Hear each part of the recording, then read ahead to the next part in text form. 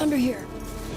What the gameplay needs to do is immerse you in the world, give you as many interesting actions to survive in this world and overcome obstacles. And obstacles could be infected, it could be other people, it could just be the environment, it could be rushing water, anything that could happen in this post-apocalyptic world. Are you clean? Yeah. But more than anything, it needs to put you in Ellie's shoes, that you're experiencing what Ellie's experiencing, making you feel what she feels. Because the more we do that, the more the emotional beats of the story work for us, and the more they work for us in this very unique way that only works in video games.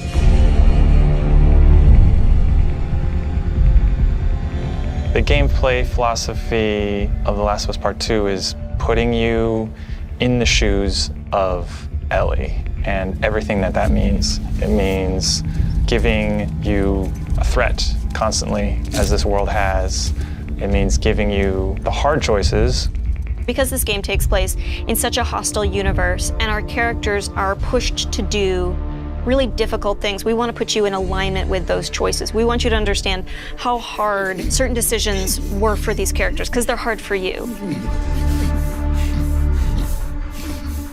I would say the overarching philosophy of how we approached designing the game mechanically is how can we take things to the next level. Everything kind of comes out of the story. And how do we do it through systems?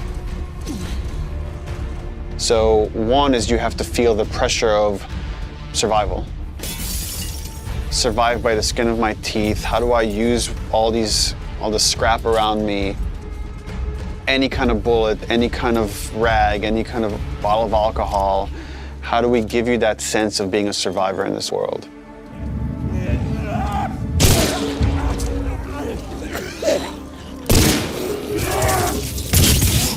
Ellie is very small compared to Joel and more nimble. How do we make you feel like you're not the strongest person in the room, but you still should be able to rise to the challenge and survive, you know, a fight with a bunch of people that are all bigger than you? So therefore it meant creating a character and systems and mechanics that allow you to be much more nimble. And that's where we added a jump button. Deal. In the first game we had a clamber button, but not really jumping. And here, Ellie can jump. The combat scenarios are much more vertical, where Ellie can use elevation to her advantage. Prone is a huge, huge one. Prone, obviously, it means to lay flat on the ground. Something so simple, again, something that in real life you'd be able to do. Letting the player have access to all their weapons, all the items, crafting, everything while in that position. And it just creates so many more emergent things in gameplay. Now that we have this other state that the player could be in, which are very low to the ground, how else can we use this other than just hiding in vegetation? We're like, well, there's a lot of man-made things or different structures that have collapsed that allow just enough space for you to crawl under, which means that now, as enemies are looking for you, you can crawl under things and hide, and it's just one more way to assess your environment and use it to Ellie's advantage. Now, because you can hide under things, we made them smarter and gave them the ability to look under things. So while you might hide somewhere and be safe for a while, eventually they're going to start looking under stuff, and if you're hiding under a truck and they spot you, they're going to yank you out and then try to kill you.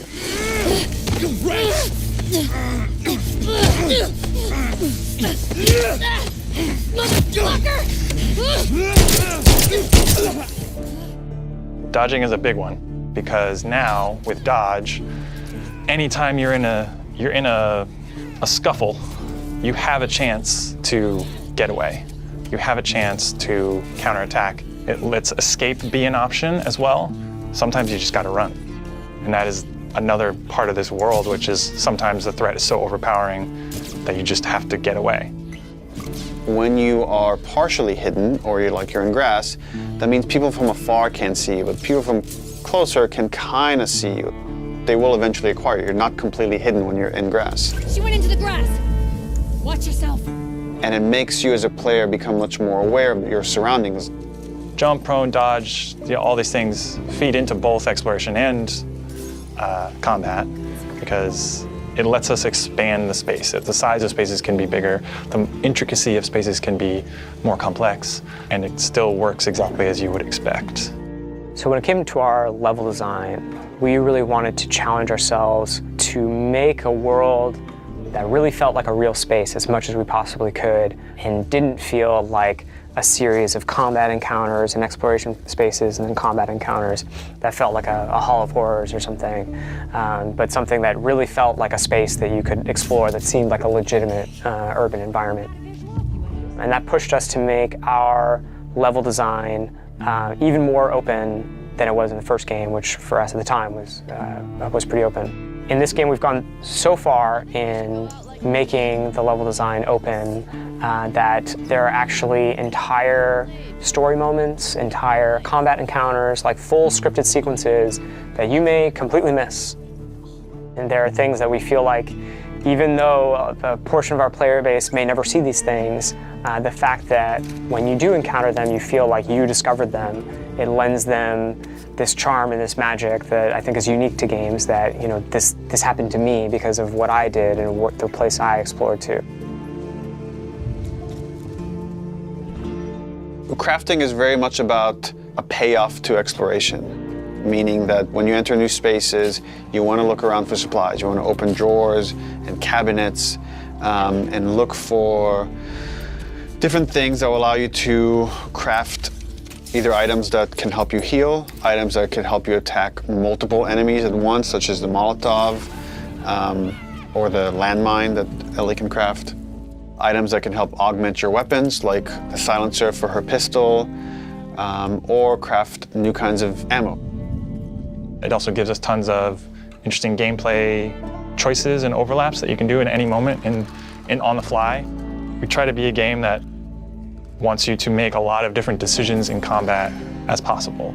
And the way that we've expanded the recipe roster and all of the recipes and how they interact with each other is carefully chosen for the different ingredients and making sure that you always have these interesting decisions to make.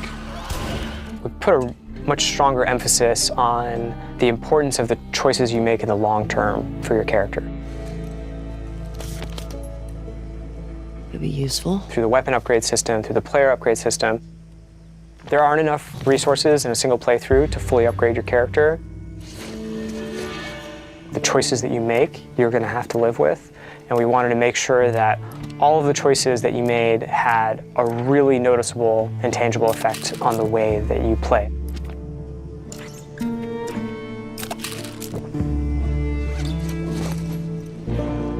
You feel a greater kinship with Ellie because you are living with decisions that you've already made. Like you are continuing this through line of her journey through this world, and the moment-to-moment gameplay is influenced by that in a way that we haven't before.